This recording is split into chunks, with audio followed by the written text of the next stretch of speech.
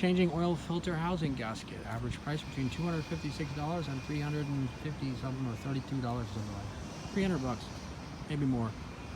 People say it's a big pain in the butt job. You have to like do the oil, change the oil while you're at it. It's really hard to get this one bolt out. Then you have to drain the entire radiator fluid out of the car. And then you have to take apart this and that and get it out of your way and do all these things. It takes hours and hours. It takes many hours. My video, you guys are talking.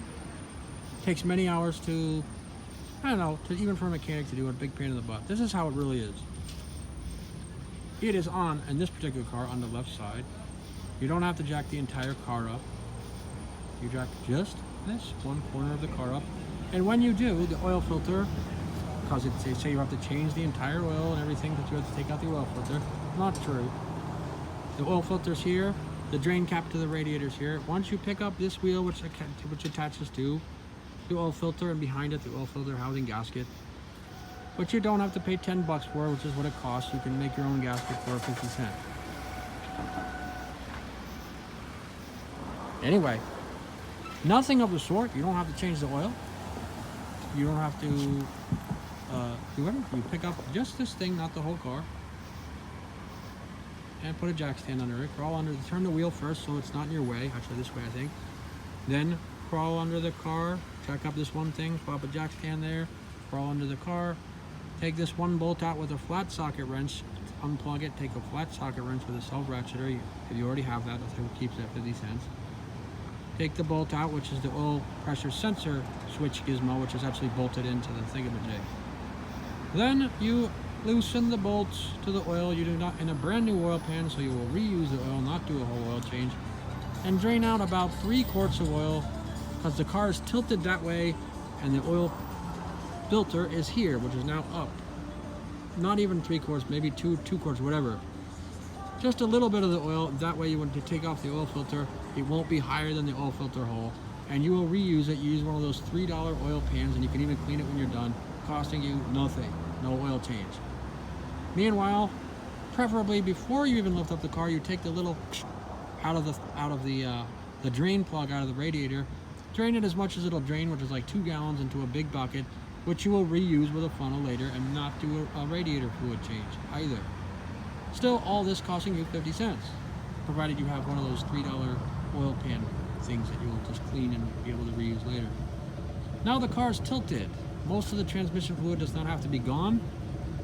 Most of the oil doesn't have to be gone because the car's like this and the oil level's like that. Same thing with the water. So that when you take off the oil filter carefully and put it on the ground, both the antifreeze and the oil are beneath. Well, actually, the antifreeze won't come out from the oil filter, but the oil's below that thing, and then you put that down somewhere out of your way. Then you take off behind it these 7 bolts with a little angle adapter. Maybe you don't have to, but if you do, you do. It's just with a wrench, and then you take that thing off. It's easy to pop off, and then when you do that, the water will come out, except that you've taken out a few gallons, and the car's tilted like this. You don't have to take out all the antifreeze because it's tilted, and the car won't come out at all. And you don't have to take off the top radiator hose, because you leave the top radiator hose on the piece of metal that you took out and put it up like this and tie-dye it up.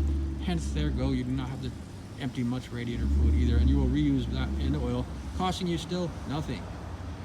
Then you take a scraper, you scrape off the old gasket, or you take your fingertip and you roll it off without rubbing it into the holes. Have a bucket underneath or a bag underneath to catch everything. Put the new gasket on, and if you don't want to spend 10 bucks, take some gasket clean maker that you already have and use 50 cents worth. That's where it actually costs you a whopping 50 cents. Let it dry the amount of time, put it back, torque it to the right spec. In this case, it's something like, I don't remember what, 12 pounds or something, like that, so you're not all doing it lopsided. And then that's done. And then you plug everything back in. You want like this to put the holes in, so that you never took out the top radiator hose. Bolt it back in. My hands don't usually look like this. It's been an annoying long day, and it's a weird light. And you put it back together, tighten the bolts. It's taken you a total of a half an hour. That's all back together. Put some oil on the top, the outer rim of the filter, which is plenty of oil around. Tighten that up, your filter's back in. Lower the car down. Oh, you've already retightened the fill plate on the radiator. Lower the car down. Pour the balance oil from the pan back in there, clean the oil pan, pour the radiator fluid, just a couple gallons of it. back in there because it's tilted away. So not much antifreeze will come out when you take out the oil filter housing plate or whatever that thing, that aluminum thing. And so need not change the antifreeze or the oil or anything.